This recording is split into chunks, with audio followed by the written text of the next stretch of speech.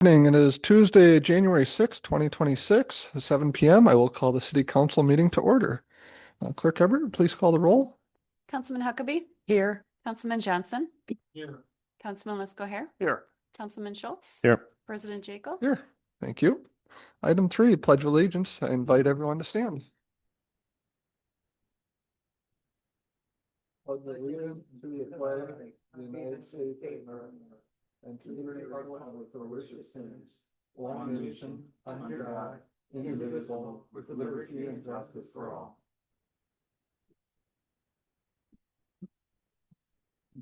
Item 4, consent agenda. Consent agenda outlined below is hereby presented for action by the city council. Items may be removed from the consent agenda on the request of any one council member. Items not removed may be adopted by one action without debate. Removed items may be taken up either immediately after the consent agenda or placed elsewhere on the agenda at the discretion of the council president. I move to approve the consent agenda as listed items 4A and 4B. Second. We have a motion and a second. Any discussion? Seeing none, all those in favor, please signify by saying aye. Aye. Any opposed? Carries. Item 5, public hearings. Tonight we have none. Item 6, public comment for matters on the agenda. The city council will receive comments from city residents. Comments are limited to 3 minutes per individual. Anyone wishing to speak is required to sign up in advance or state the following for items when called upon: name, address, and contact information. If anyone on Zoom wishes to speak, please raise your virtual hand as the chat box is not monitored, and those on Zoom must remain muted unless recognized to speak. Tonight, we don't have anyone signed up in person, so I would do a first call for anyone on Zoom. Second call for anyone on Zoom. Seeing none, I will close out public comment. Item 7, petitions, requests, and communications. 7A is a presentation regarding the retail market study.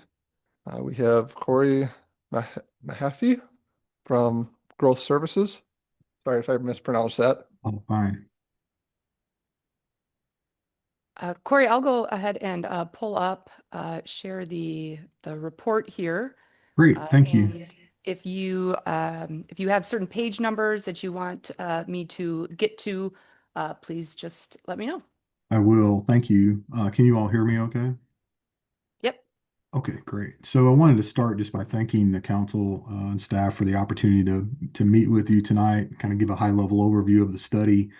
I think we've got a really good study here, which I think translates to a good tool for the community and for potential developers and investors as a due diligence tool as well. So thank you for the opportunity to go through this with you.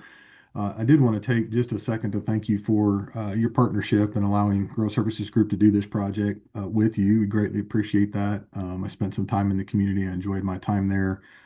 Have gotten a chance to know some of the staff and have enjoyed that as well. And so I just am very grateful for this opportunity.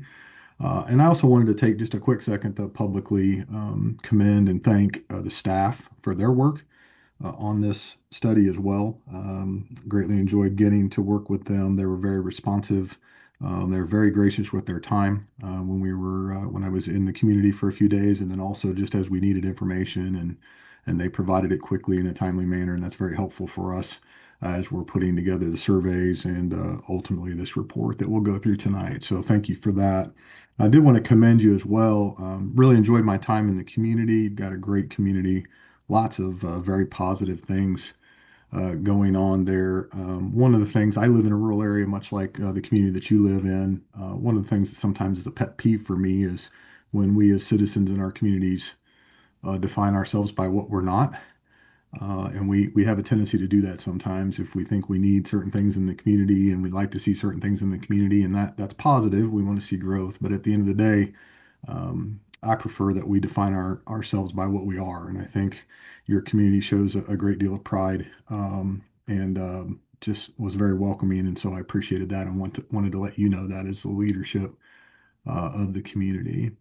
As far as review goes, I just want to spend a few minutes with you on a few sections of the report and explain a few things, and then obviously wanted to leave some time for questions and answers if you had any questions. I think probably the first thing to look at, Rebecca, I guess you're driving that study, maybe is just page one. Just wanted to talk a little bit about the purpose of the report.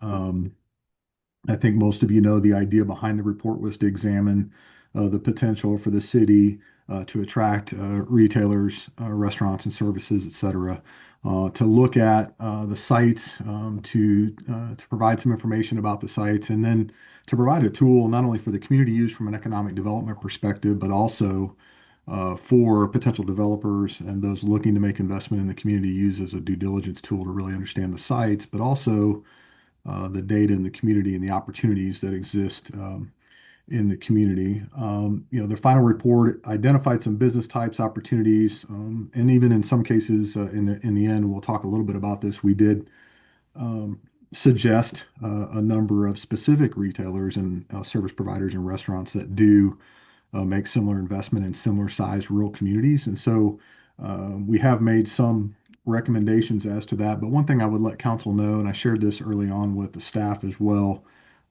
oftentimes when you look through the survey responses that we get from the communities, and not just in Fort Atkinson's case, in all the communities where we do these, oftentimes we get a very broad view from citizens about and consumers about what they're really looking for in the market. And sometimes those brands just aren't in a position yet where they're making investment in rural communities or tertiary markets at that point in time.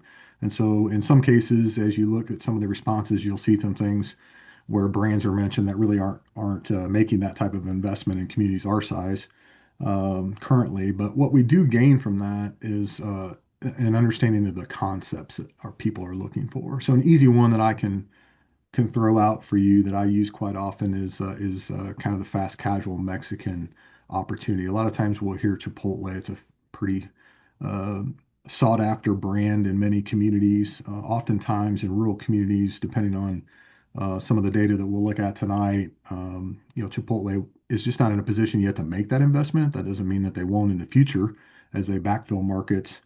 But they may not want to make that investment, but Qdoba and others with similar concepts do. And so I throw that out for the council's consideration as you look at some of the responses and some of the suggestions that were made. We're really looking more for concepts, the types of restaurants, the types of retailers, the types of services that your citizens are interested in. And what we're trying to do is to register or gauge those that are shopping outside the market, especially those who indicated that they're shopping outside the market more in the last 12 months. Why are they doing that and where are they doing that? And if a similar opportunity existed within the community, is that something that would encourage them or incent them to return and spend their dollars within the community? So as you look at those, you'll see some things in there from a brand perspective that sometimes may not make sense as you read those, given our populations, median household incomes, those types of things. However, it does give us some really good information with regard to concepts that people are looking for. I think probably, Rebecca, if we could look at pages 3 and 4, just really quickly, I wanted to look a little bit at the executive summary and then some of the key findings. So we'll start on 3 there. Um, obviously, one of the goals of the study was to determine the potential of development for a number of sites in the community. We've provided some of that information. Most of those are greenfield sites. Some of those are shovel-ready sites. Obviously, some of those are sites that are in your future master plan as well, so they're really raw at this point. However, try to identify, the positives and negatives in some cases, or challenges, I guess I would say, with some of those sites. And so, determining the potential for development and then providing the information that a developer or brand would be looking for. One of the things I did want to point out, you do have a relatively large greater trade area. Obviously, you're servicing a lot of Jefferson County, but also you have a pull factor of about 1.1. I think you have roughly about 11% increase in your daytime population based on the data we looked at. Most of that's from people coming in for employment. Oftentimes, those folks are also either returning to the market for restaurants and other goods and services, but also perhaps shopping and picking up things while they're in the community as well. I did want to highlight too, obviously, you have comparatively speaking, with other rural communities, you have a really good advantage with your household incomes. Your median household income is quite a bit higher than what we sometimes see in similar sized communities in the Midwest. And so that bodes well for especially retailers, but other services and commercial growth in the community as well. And I think you're really blessed. I mentioned this, I think, to Rebecca. You're really blessed with the number of interchanges that you have, the exits that you have off the highway. I know there's not a tremendous amount of development in some of those areas right now, but that is a tremendous opportunity for you as you look to your master planning and strategic planning for the future of the community. So I think those things are important. We did try to make uh, some data related to that greater trade area that I mentioned, because sometimes, obviously, as you know, one of the challenges we face in rural areas is building the case for business development given certain populations and those types of things. But your market really is serving a larger area than just the city proper. And so we tried to identify that to allow you to use that as a marketing tool um, when you're looking to talk with people that are looking for investment. So that is an important consideration in your market, that greater trade area, and then also just the opportunity to pull some traffic off the highways as well. I did want to mention under key findings, I won't go through all of those. They start there at the bottom of page 3 in the report, but you'll see some things. That first one just demonstrates some of the numbers that we put together for the greater trade area. And obviously, typically when we look at those numbers, many of the databases that you use to look at that look at a 10, 15, 20, 30-minute type ring. That's not exactly your trade area, as you know. However, that 15-minute ring is one that I think can be easily justified. And you start to look at the number of households, the trade area, retail sales, it's a significant number. And I think you can demonstrate some significant demand to those that are looking to make investment in the area. I mentioned in that second bulleted point there, your pull factor. Roughly, 10% above what current sales are. So obviously you're bringing in people. What that tells us is you're bringing in people from outside the city limits for goods and services, which is a good thing. Sometimes people look at retail leakage and retail supply a little bit differently. Sometimes people would look at a retail supply where you're actually selling more than what the market demands as a negative. That's actually a good thing. It demonstrates that there are people coming from a larger trade area into your area with regard to demand. The next bulleted point, I just wanted to explain in case there were questions about that. Um, we use GIS or Esri tapestry information. That information, if you're not familiar with that, it's kind of a geodemographic segmentation system that's been used for a number of years to classify, I think, roughly 240, 250,000 neighborhoods by the census block level. And then they're grouped into 12 life mode groups and then classified into 60 different segments. And so what you see there is a reflection of what Esri would say um, is your neighborhoods in your trade area. So I just wanted to give a quick definition of that. I'm happy to send this information to Rebecca if you all are interested in seeing more about that. You can see there where the trade area consists largely of consumers in the classic comfort or K4, the middle ground K2, and then also country charm I7. So I just wanted to give you a quick definition of those things. The life group K consists of residents. And again, remember, this is across the country, so these aren't perfect. But you will hear some things I think that match well with the community. You'll hear a few things in these definitions that probably don't.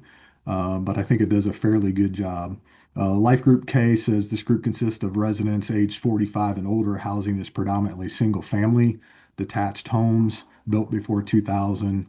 Home values tend to be above the national average. Labor force participation is high, with most households earning middle tier incomes in professional work like social work, skilled trades, healthcare, manufacturing, and residents typically commute alone by car to those jobs. So K4 specifically, classic comfort, the definition of that is aging Midwestern and Southern suburbanites with multiple vehicles. And then K2, middle ground, is affordable Midwestern and Southern suburbs, with a strong labor force.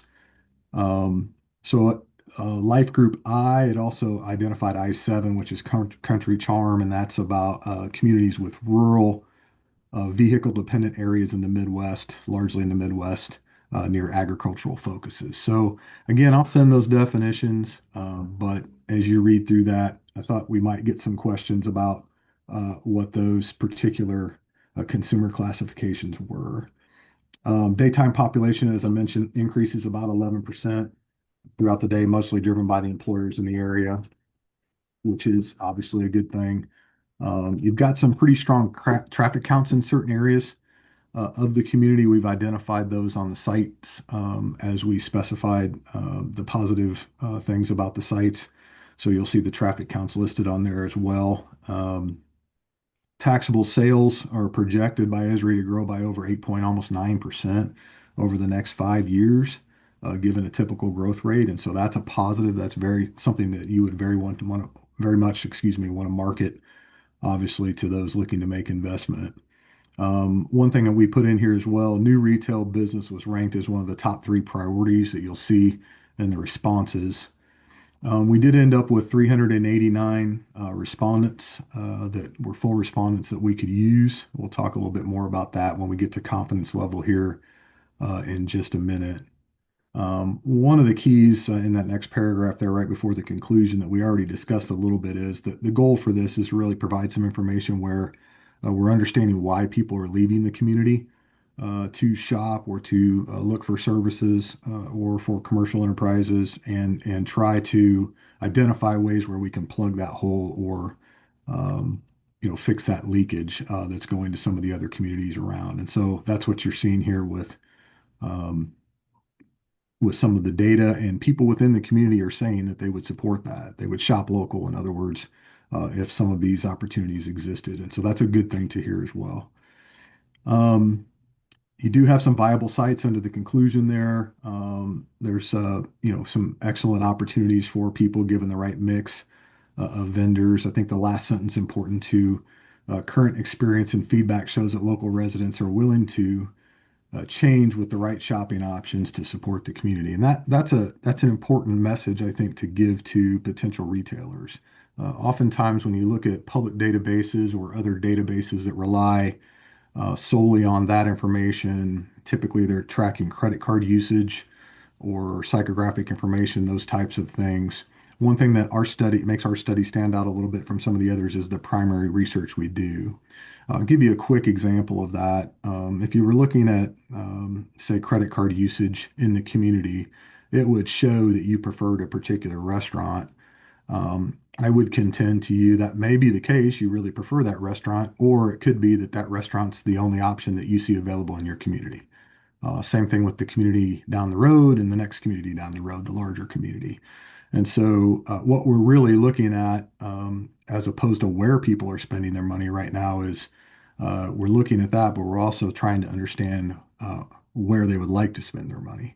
And that's the advantage that the primary research gives you.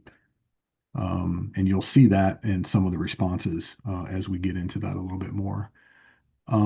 Page 38 is probably a good place for us to land.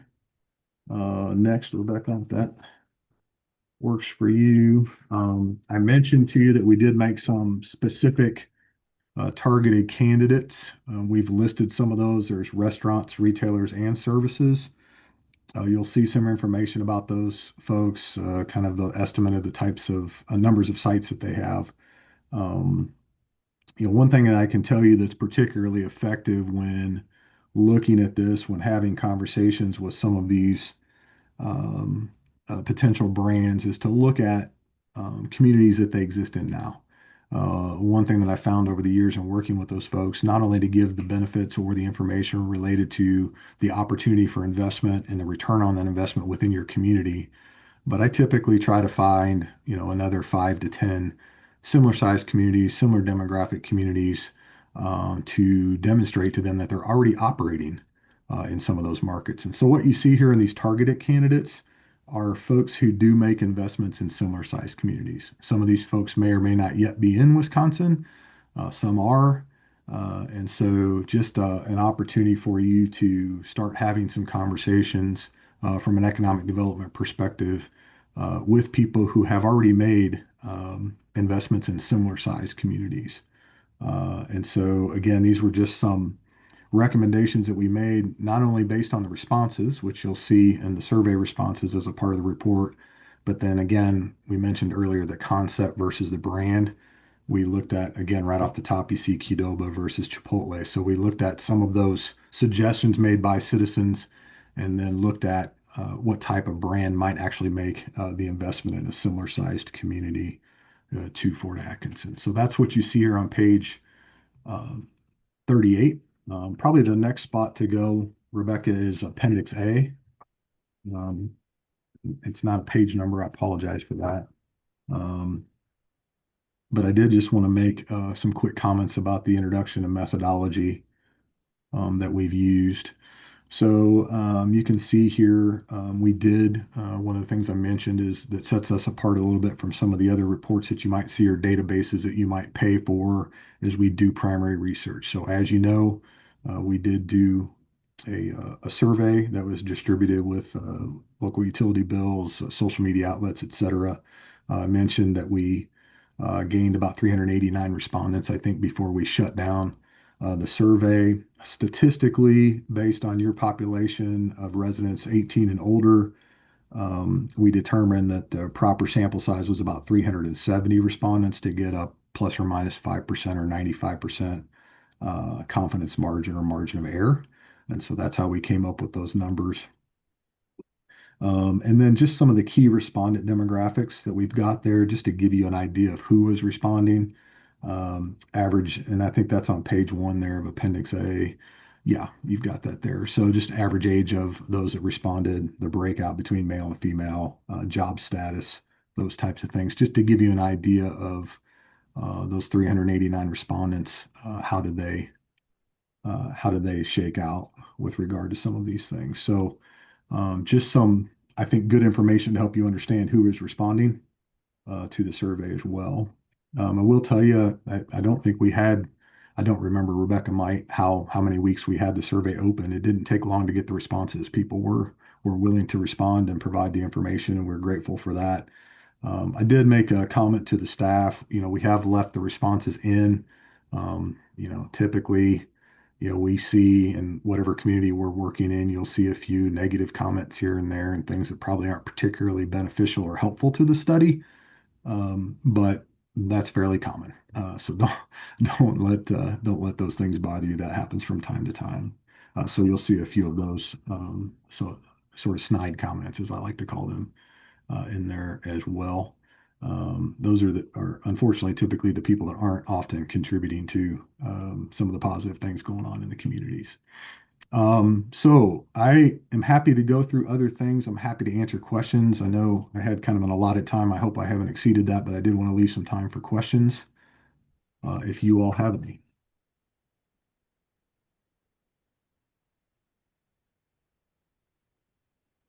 Corey, thanks for the report. I'm wondering if you've ever done a study in a community that may not be that well positioned for retail growth, what some of those reasons may be, beyond perhaps some of the obvious ones, like the pluses that we have in our show that we have some real estate available, that we have a higher daytime population, that the household incomes were strong.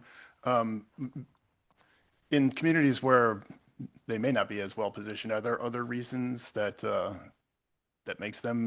puts them in the position they're in? Sure. Typically what you see there is business climate or business environment. Oftentimes, perhaps communities aren't as willing to work with people with regard to the investment, maybe not as open to some of the folks. That's usually the biggest thing, honestly. Often what I find with developers and brands that are looking to make investment, they're not necessarily always looking for a handout. They just want to be welcomed into the community. So they're not looking for anything necessarily free from that. But they're also looking for for some assistance. And so I think that's probably the biggest thing. What we typically see as well is, again, this goes back, I guess, to business climate, but property taxes sometimes can be an issue. Um, with folks. Sometimes if we get into special taxing districts, that can be an issue for a particular brand. So if you had a competitor, as an example, who was in your market and a particular brand's competitor was looking at the market, and you were asking them to participate in some type of special taxing district that they felt gave them a disadvantage to their competitor, that could be an issue. We've seen that in the past as well. Those are typically the types of things that we would see. Oftentimes it's real estate driven as well. There's just no, particular in rural areas, one of the things that you have to be careful of and we have to be careful of, especially in this environment, is construction costs. Obviously, we've seen, that come down a bit.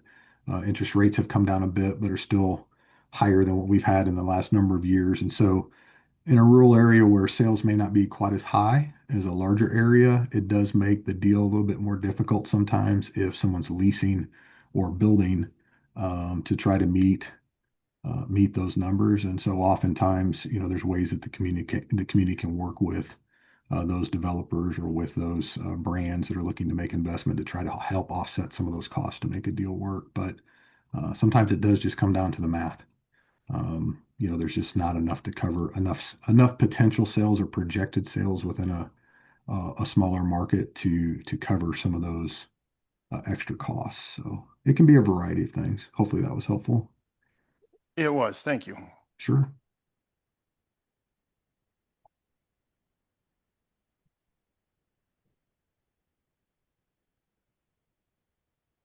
Any other questions for Corey? Corey, how might we use this tool? You described it as a due diligence tool, and Sure. how might we use this to, uh, to attract developers or development or the specific, Sure. um, Yeah, how I can we think use this? it's a great economic development tool. So I think obviously working with your chamber, your economic development organizations that are helping you with business attraction, business retention, those types of things, I think this is great data for them to be using in those conversations. I would tell you that a lot of people use this data, these studies, in conversations if they travel to, as an example, ICSC, International Shopping Center Convention in Vegas. I know they do. I don't know where your regional one would be. I know there are regional ones in my case. For example, they're sometimes in St. Louis or Kansas City, but typically people would take these to the large event. Oftentimes you can get ahead of that with a list of attendees and make appointments with developers and or brands and concepts ahead of time so that you can sit down with them and kind of go through some of the key findings, give them a full copy of the report. That's really where this data comes in handy, is just helping to build that case.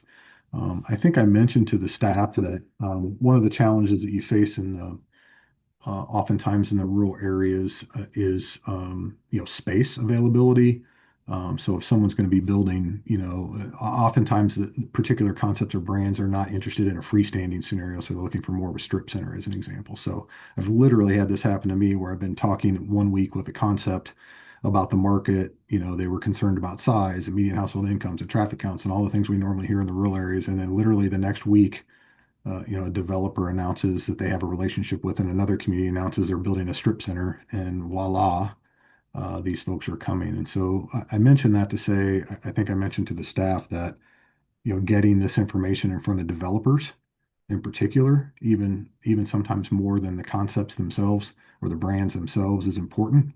Oftentimes they have the relationships already with many of these brands. And so just making the business case for a developer, whether it's a freestanding store or, build to suit opportunity or a strip center opportunity that might bring some of these services in, I think is important. So literally, I've done that from ICSC, making appointments and doing those types of things, to literally cold calling people. It's fairly easy anymore to identify whatever brand you might be after or developer you might be after. Most of them have their information right on the websites of, who is in charge of a particular area of the country.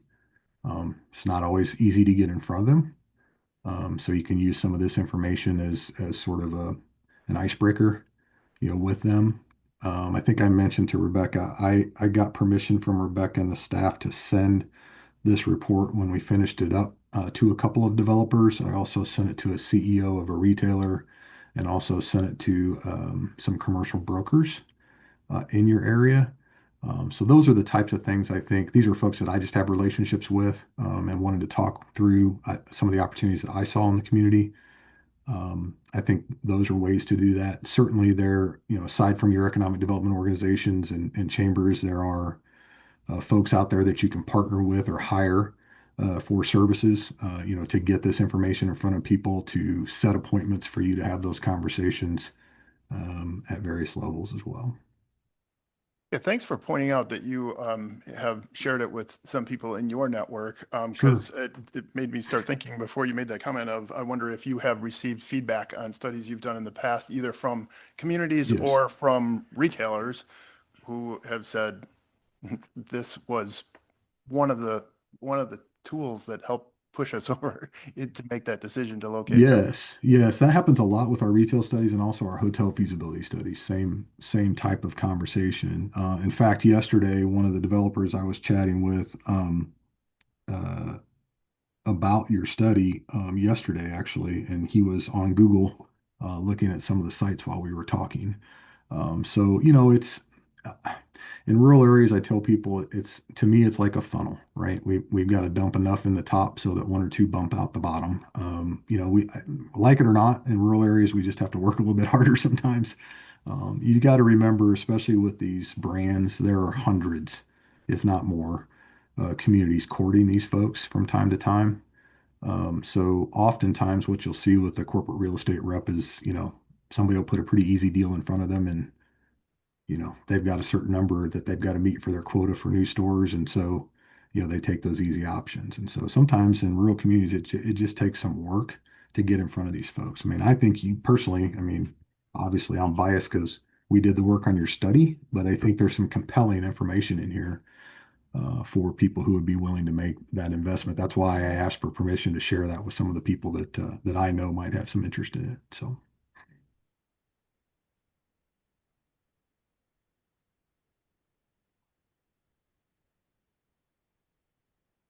Nothing else. Thank you very much, Corey, for your time sure, and effort into this and providing us all this absolutely. data. Sure. Thank you. And if there's anything else I can help you guys with, let me know. Other questions that arise, that type of thing. I think I owe Rebecca some information on housing from the responses. I noticed today after you had emailed me about that. I noticed that we did not get that included in the study. So I'll get you the backdrop information. You guys can decide if you want to put it in the PDF or not. That may be confusing for people, but I will get you that data that we collected so you've got copies of that. Was there Great. anything Thank else you. that you all need at this point? I think that's all. Thank you very Okay. much. Thank you. I appreciate it. Have a good evening. You too. All right. Um, Moving on to item 8, resolutions and ordinances. Tonight we have none. Item 9 is reports of officers, boards, and committees. 9A is city manager's report. Manager Hausman. Thank you. The deadline has passed to gain ballot access for the city council election on April 7th. 4 candidates have completed paperwork and gained ballot access: Bruce Johnson, John Ciccarelli, Jenna Price, and Nate Friedel. There were 2 council positions on the ballot for the 2026-2028 term.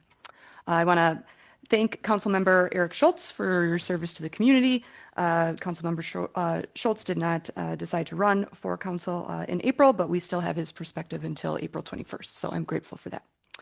As of right now, there will not be a February primary. Staff expects confirmation of this by the county clerk tomorrow. If that remains the case, the second city council meeting in February will be back on February 17th. We'll provide updates on that as well.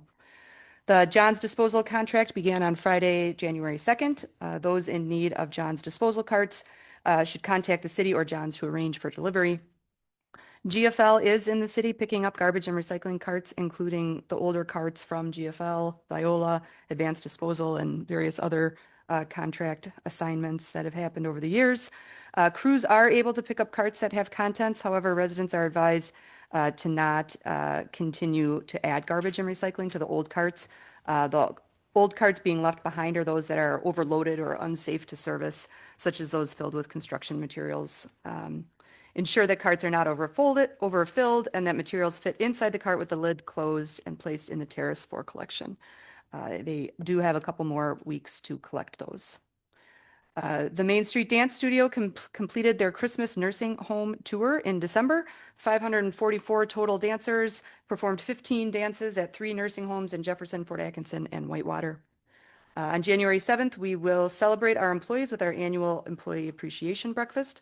Carla's Catering will assist in providing breakfast for all of our employees before they start the workday tomorrow. On January 8th, we'll be swearing in the city's newest police officer, Officer Enrique Baldaras. Will be sworn in before he departs for the Wisconsin Law Enforcement Academy at Madison College on January 12th. Quick reminder to license your dogs and cats by April 1 to avoid any penalties. And we'll also mention that 4 of our staff members, we only have 4 staff members in the clerk treasurer's office, but those 4 staff members have collected about $13.8 million in property taxes since the bills went out as of January 5th. So that represents about 50% of the total payments that we'll see. So also a reminder, at least the first half of property tax payments are due by January 31st. And then finally, the Dwight Foster Public Library is encouraging community members to cozy up with good books and participate in the Winter Reading Challenge now through January 31st. Readers of all ages can join the challenge and track their reading progress for chances to win prizes. And 168 people have already signed up, but there's still plenty of time to join. All right, thank you. Moving on to item 10, unfinished business. Tonight we have none. 11 is new business. We also have none in this one. 12 miscellaneous, none. 13, public comment for matters not on the agenda. The city council will receive comments from city residents. Comments are limited to 3 minutes per individual. Anyone wishing to speak is required to sign up in advance or state the following when called upon: name, address, and subject matter. No action will be taken on any public comments. Those following on Zoom, ask you to raise your virtual hand as we don't monitor the channel chat box, and you must remain muted unless recognized to speak. So tonight we didn't have anyone sign up in person again, so I will call first time on Zoom. Second call for anyone on Zoom. Seeing none, we will close out public comment and move on to claims, appropriations, and contract payments, with 14A being review and possible action relating to the verified claims presented by the Director of Finance and authorized payment. I move to approve the verified claims as presented. Second. A motion and a second. This is a roll call vote. Councilman Huckabee, Aye. Councilman Johnson, Aye.